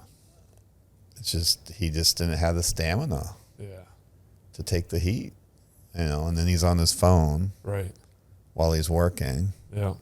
Not focused on what he's doing. And it's just like, man, it's just, I telling Christian, I'm like, dude, you could, I was going to actually reach out to Bill and see if Christian can maybe just volunteer a couple of shoots just to get, so he could actually honestly give him a recommendation to go out there and get some work he's not wanting to do the work. That's not what he did all of this. Right. He doesn't want to do it. It's not like this isn't his thing, but I'm like, while he's going on to his next level of education and everything, I go, it's a great, it's not a long-term commitment. You can go just work 1-2 days and be done, get a paycheck and get paid pretty well.